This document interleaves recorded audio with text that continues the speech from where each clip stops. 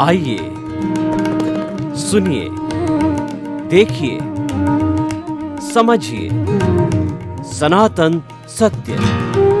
जैसी दृष्टि वैसी सृष्टि, दृष्टि विज्ञान। कुदरत, कुदरती रचना एवं कुदरत के कानून से शाश्वत सुख की प्राप्ति। जोधपुर के परम पूज्य महात्मा उपासक प्रोफेसर डॉक्टर सोहन राज तातेड़ के निर्देशन में सनातन सत्य। जैसी दृष्टि वैसी सृष्टि, दृष्टि विज्ञान।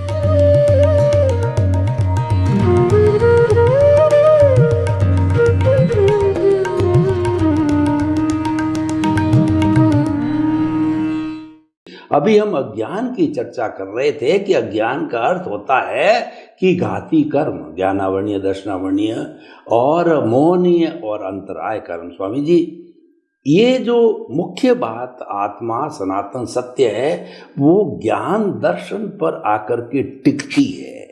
तो ज्ञान दर्शन आप कहा करते हैं कि इसका डेवलपमेंट करो, ये हमारा जो है वो रियल पुरुषार्थ है और ये हमको करने का है और इसमें हम स्वतंत्र है। इसके ऊपर कुदरत का कानून लागू नहीं होता, कुदरत की बंदिश नहीं होता है, क्योंकि आप उससे परे हो। तो ज्ञान दर्शन का डेवलपमेंट कैसे किया जाए, ज्ञान दर्शन का डेवलपमेंट क्या है और ज्ञान दर्शन जो है अगले भव में क्या कैरी फॉरवर्ड होता है या यहीं तक रहता है, ज्ञान दर्शन की पूरी व्याख्या, उसकी पूरी जो कहना चाहिए फिलॉसफी जो है वो कृपया हमको बताइए कि बहुत ही इम्पोर्टेंट चैप्टर है।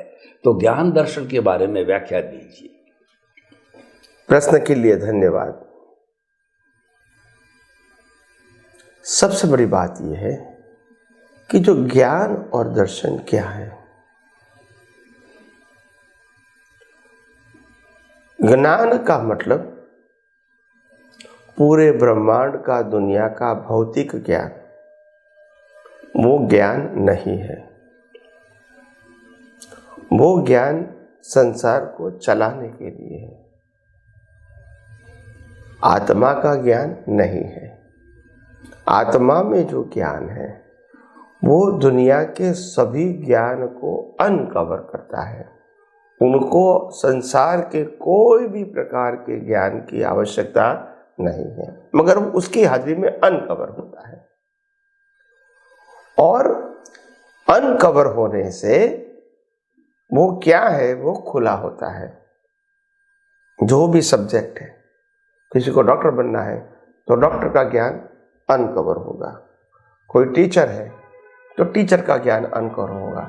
कोई चार्टर अकाउंटेंट है तो चार्टर अकाउंट का ज्ञान अनकवर होगा।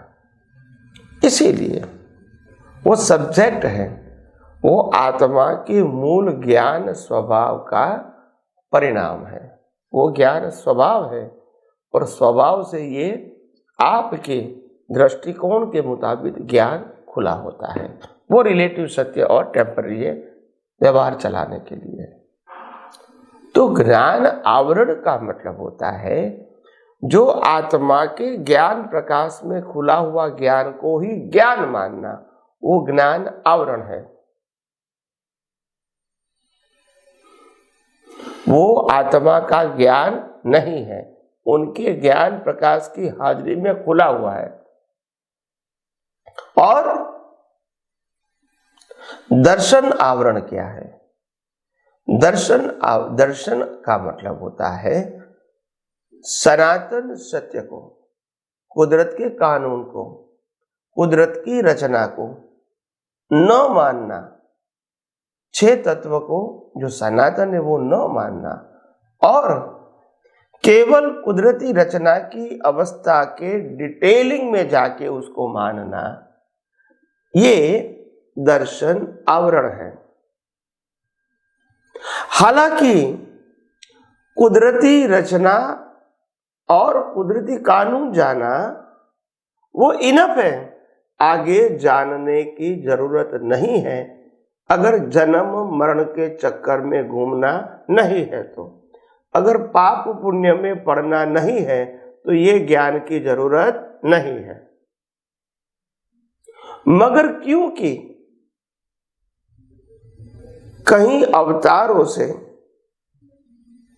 और कहीं सदियों से हमको पारंपरिक शास्त्र ज्ञान मिलता रहा, धर्मगुरुओं के माध्यम से, शास्त्रों के माध्यम से, और धार्मिक क्रिया का महत्व बताया गया और महत्व के साथ पुण्य जोड़ा गया ताकि आप वो क्रिया करो, और जो दूसरे को दुख देती है इसको पाप माना गया ताकि वो न करो, और अगर हो गया तो फिर प्रायश्चित का माप आपको बताया।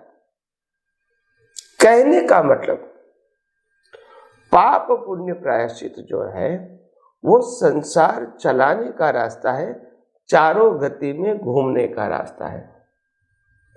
मगर आपने मन वचन काया उनकी अवस्था और 5 इंद्रियों से, ज्ञानेंद्रियों से अनुभव में आती पूरी सृष्टि को अगर आपने कुदरती रचना देख लिया, वो ही तो सनातन सत्य है।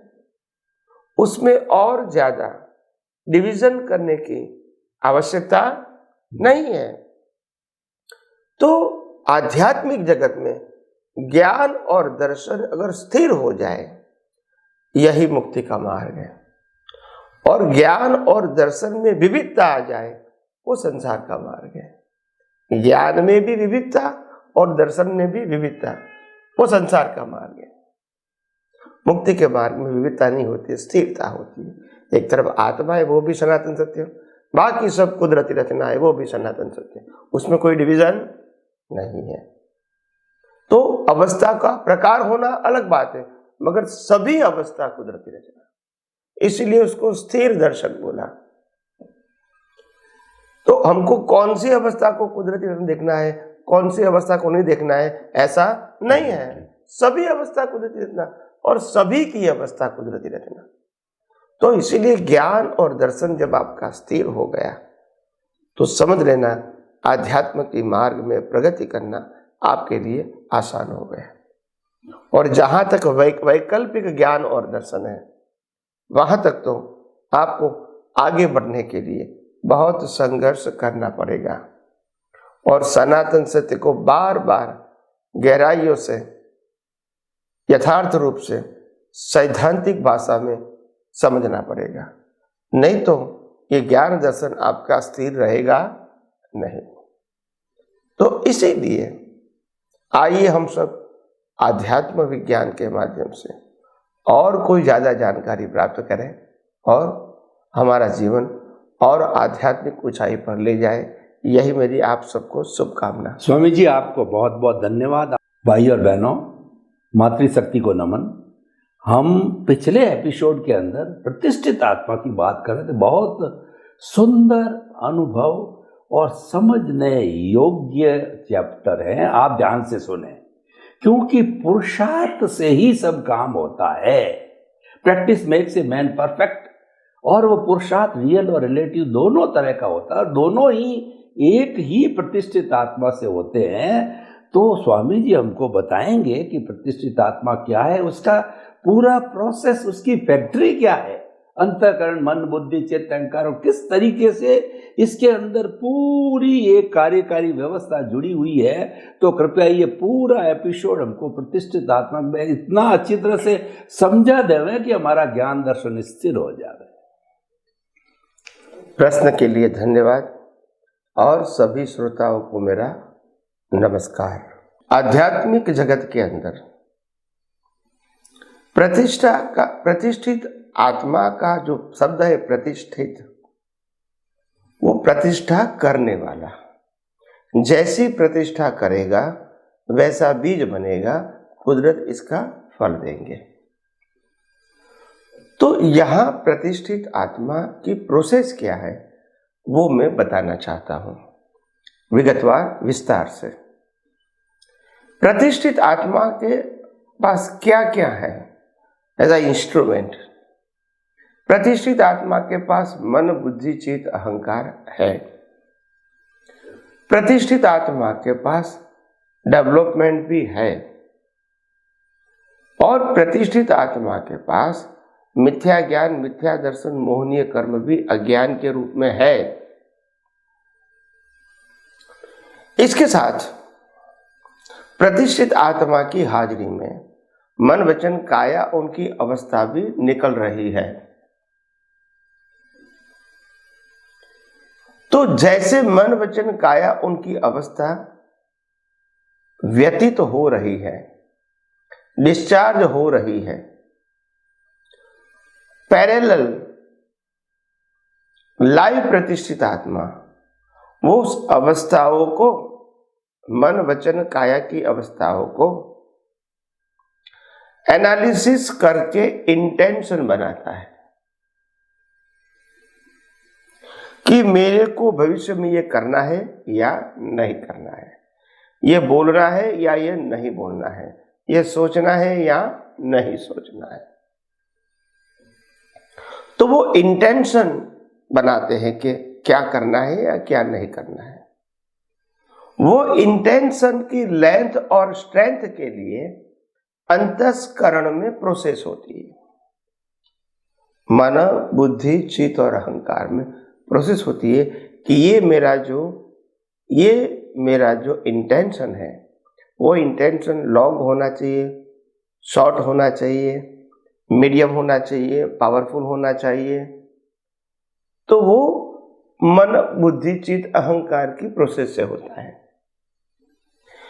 तो मन बुद्धि चित्त अहंकार is a processor to create the new cause।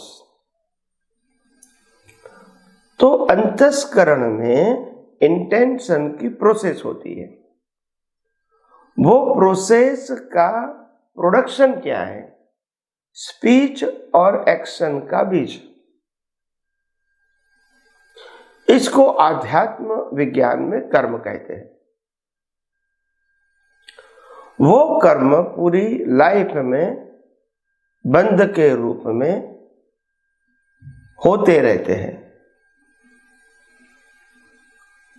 और पूरी लाइफ के जो कर्म होते हैं इसका एक नाम है, बंच ऑफ कर्म का एक नाम है कॉजल बॉडी। वो कॉजल बॉडी का पूरा बंच द्रव्य कर्म के रूप में कुदरत के क्लाउड में, नेचुरल क्लाउड में जाता है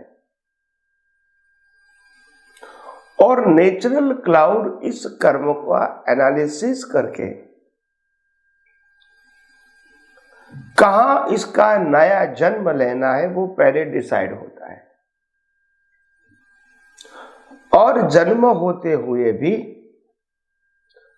उनके माता पिता, भाई बहन, धर्म, घर सब डिसाइड हो जाता है और वो आत्मा उस माता की योनि में चला जाता है।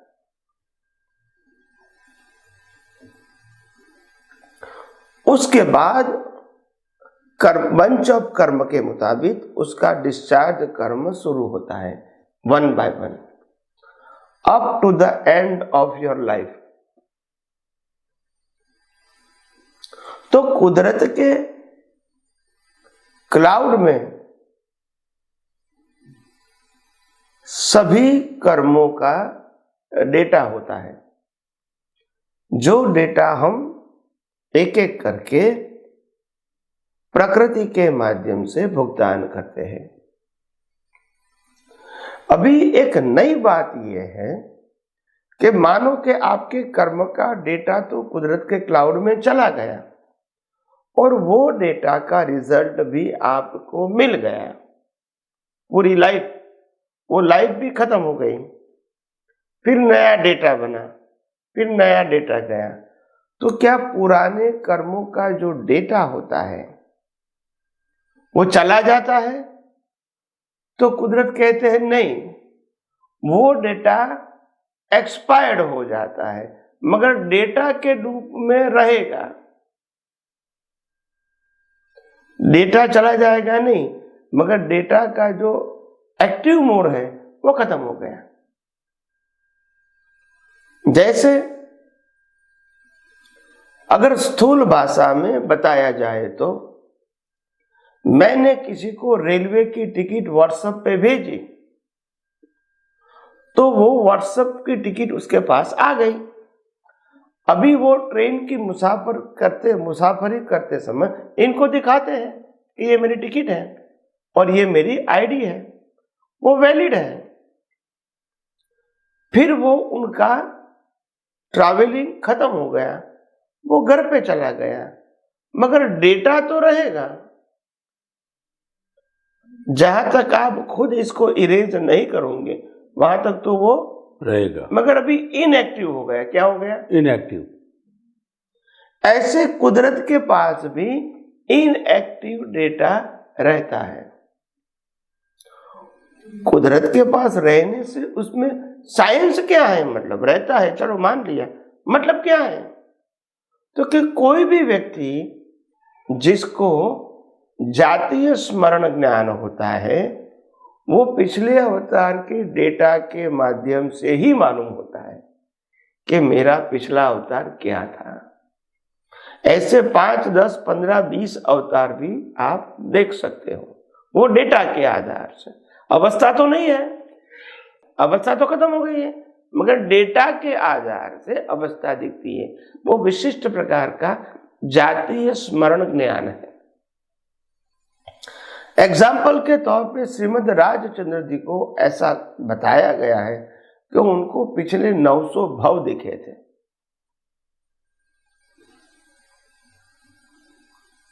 मतलब फिजिकल फॉर्म में तो नहीं है, तो फिर कैसे दिखा? डेटा के हिसाब से दिखा। डेटा को इनकोड करने की, अनकोड करने की जो ताकत होती है, इससे ये डेटा क्या कहता है वो पूरा फिजिकल फॉर्म में दिखता है, ट्रेस में इकट्ठा होता रहता है। Yes yes yes. तो कहने का मतलब ये है,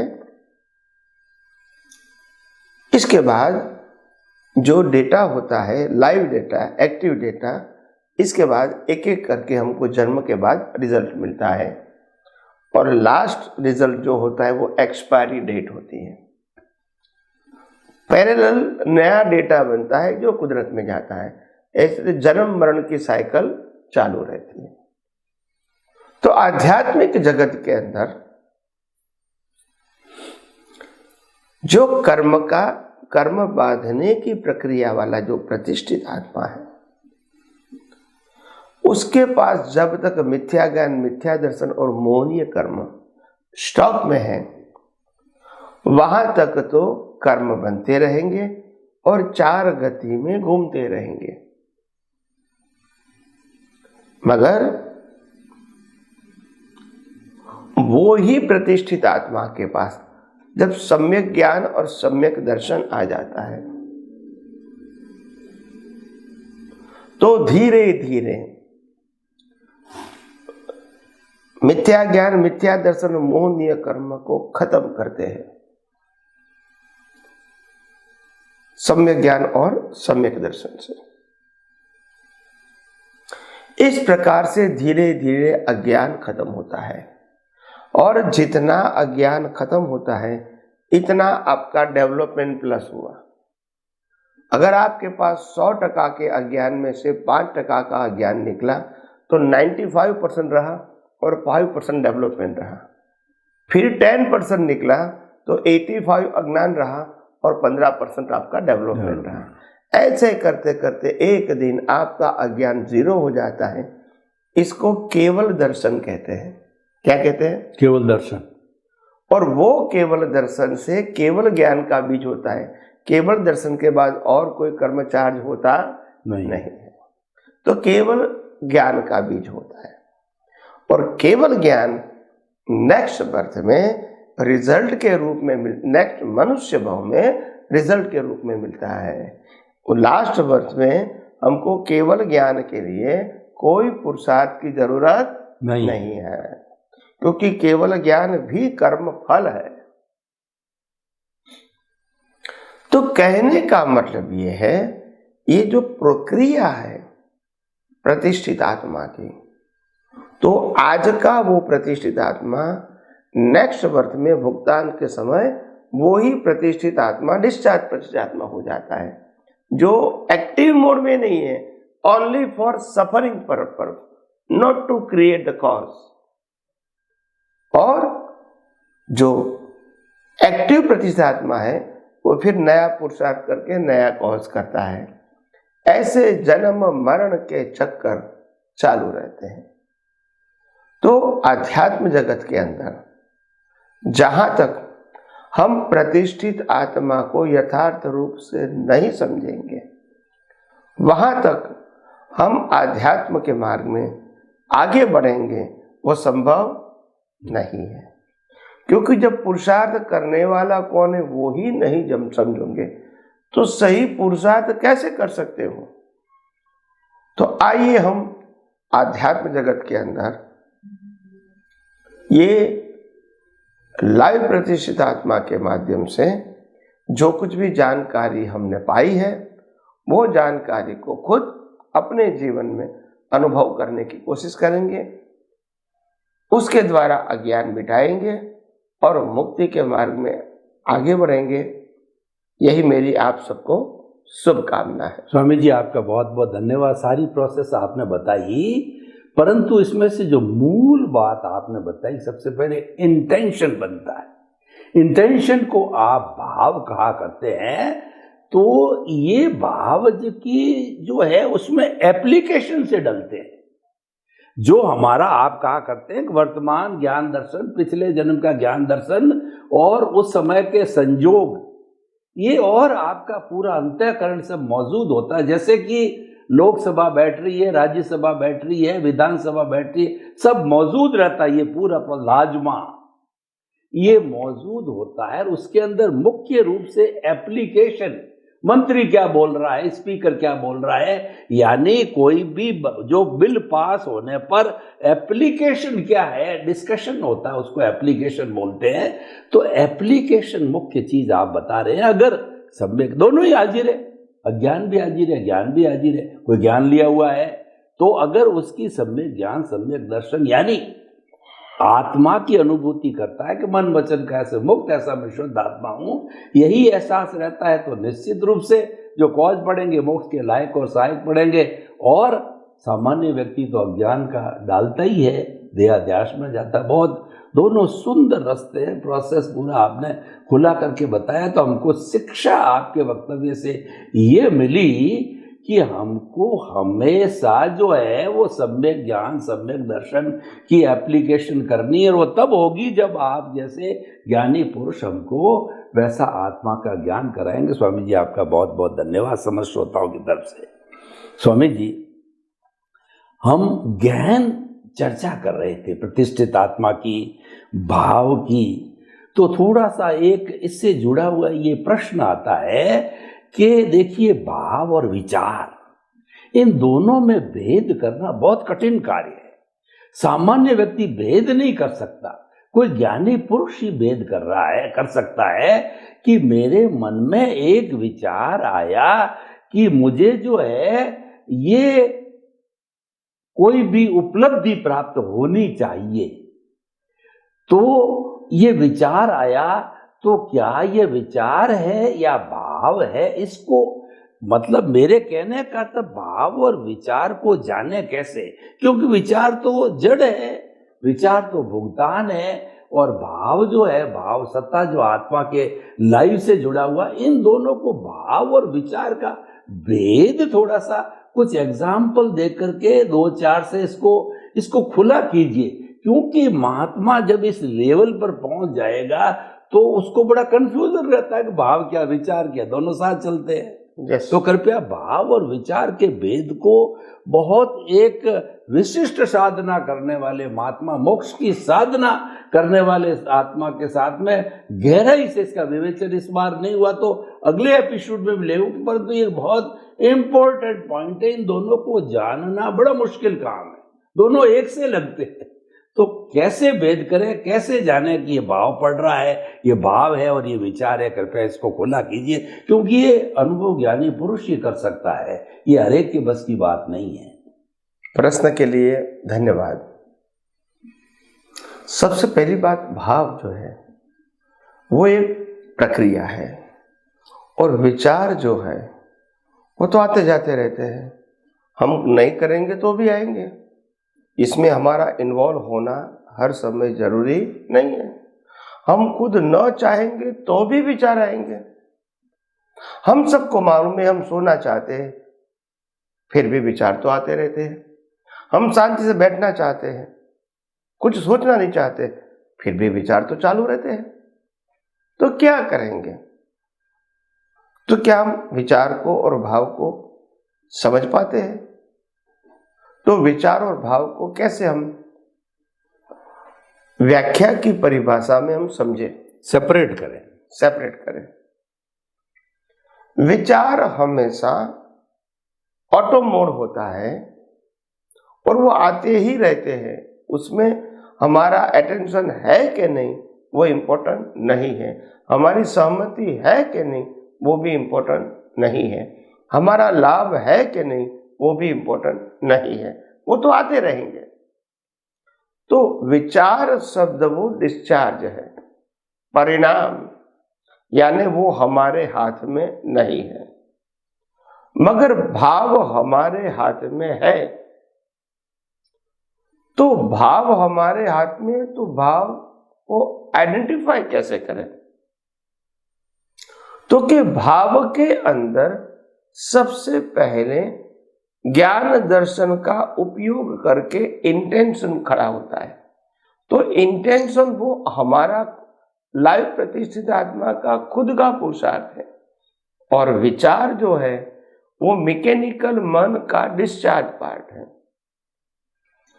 तो जो भाव शब्द है वो लाइव प्रतिष्ठित आत्मा है, उसके ज्ञान दर्शन का उपयोग से भाव बनने की प्रक्रिया शुरू होती है।